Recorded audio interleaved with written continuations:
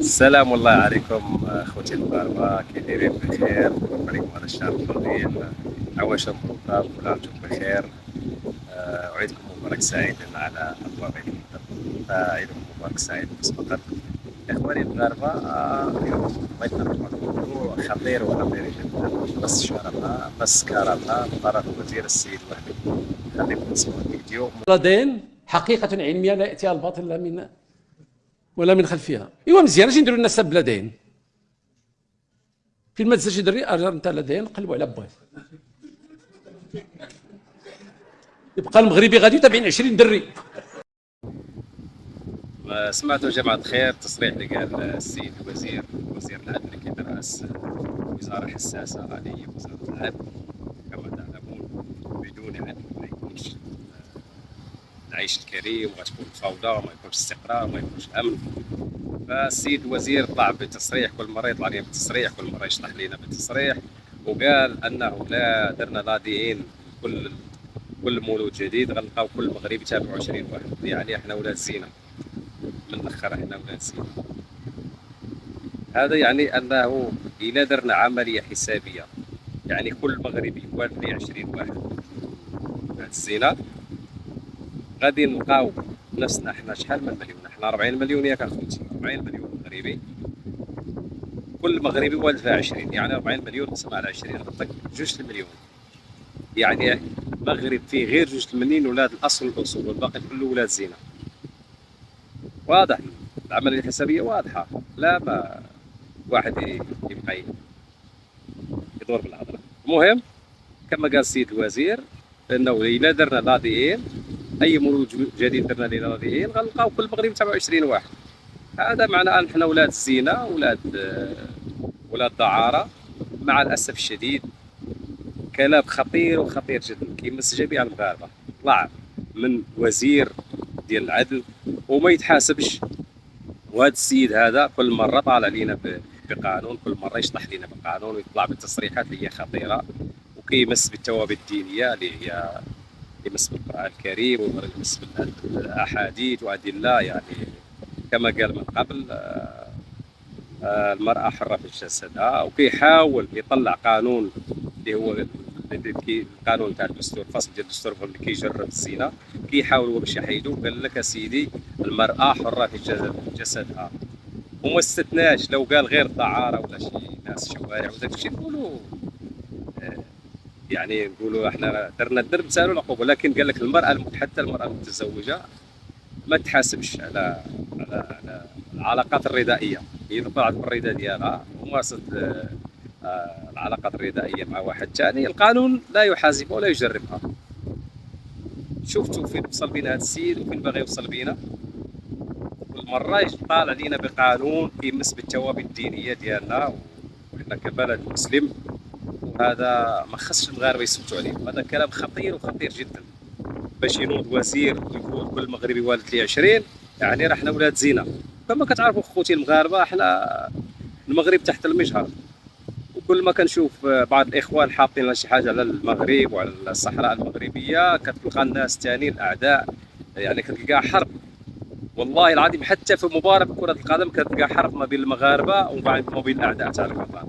وتنوض انت السيد الوزير وتثبت ليهم بانه احنا ولاد زينه. كما كتعرفوا اخواننا الجزائريين دائما كيشتمونا كيقولوا انتم ولاد زينه، والمغرب معتمد غير على السياحه، على الدعاره وعلى السياحه الجنسيه. وبعض الدول مع الاسف دول عربيه ثاني طلعت بقرار المره اللي فاتت من وزير مشهور، وزير في دوله، في كادر كبير في دوله شقيقه، وقال انه المغرب يعتمد على السياحه الجنسيه، وتقطعت العلاقه. وهذه بلادك الدوله مع الاسف يوصفنا هذا كمغاربه احرار وشرفاء. لكن جيت السيد الوزير وتثبت ليهم الهضره وتقول انه احنا راه ولاد زينه. مغاربه بزاف، عليك 40 مليون مغربي باش اتهمها بالزينه، وتقول كل مغربي والد 20. مغاربه بزاف عليك السيد الوزير، وما تستحقش تكون وزير مع الاسف. ومع احترامي لك، لا تستحق ان تكون وزير للعدل وتطلع تشتم فينا وتمس بالثوابت الدينيه ديالنا، تمس بالاحاديث النبويه الشريفه والادله من القران، وتمس بها وتجيب قانون، تطلع قانون وتقول لنا المرأة لا تحاسب ولا تجرب العلاقات الردائية، فهذا غير مقبول ولا نقبله أبدا. وكنطالب وكنعاود نطالب ومن هذا المنبر بالإمارات العربية المتحدة صاحب الجلالة ملكنا الغالي الله يشافيك ويعافيك ويعطيك الصحة والعافية باش تدخل وتحيد هذا السيد هذا. اش باقي كتسنى؟ واش كتنتظروا منه؟ اش كتنتظروا من هذا السيد هذا اللي كيقول هذه الهضره وكيمس بالثوابت الدينيه ديالنا وكيشتمنا ويطعنا في الشرف ديالنا وكيقول لك كل مغربي واد 20؟ فينكم الاحرار؟ انا استغرب فين الجمعيات الحقوقيه؟ واش ما عندناش جمعيات حقوقيه بالمغرب تهضر على هذا الموضوع هذا؟ واش ما عندناش برلمان اللي قاعدين البرلمانيين كيضحكوا ها كيضحكوا؟ راه انتم كذلك ماسك مع هذا الشتم هذا، راه حتى نتوما ممسوسين بهذا الشتم هذا، راه حتى نتوما راه من بين دوك ال20 اللي من ولاد مغربي واحد ولاد رجل واحد راه حتى نتوما منهم. ما تنساوش ديروا عمليه حسابيه، شوف ب 40 مليون كل مغربي كيولد 20، شوفوا راه نتوما داخلين في الحساب حتى نتوما. ما تنساوش راسكم وقاعدين كتضحكوا وكتفرنسوا. واش هذه حكومه ولا مسرح ديال الفكاهه وديال المرح وديال الضحك وديال السخريه؟ لا يعقل ولا يقبل أننا نشتموا ويشتمنا بشرفنا وعرضنا وإحنا أحرار، ويشتم بلد ودولة عمرها 1200 سنة وينوض هو ويقول لك إحنا ولاد دعارة ولاد زينة. غير مقبول.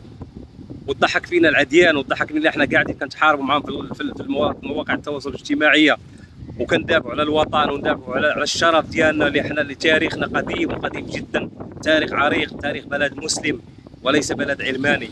وجيت وطعنا في الشرف ونقول ولاد زينه. فأين المسؤولين؟ فأين القانون؟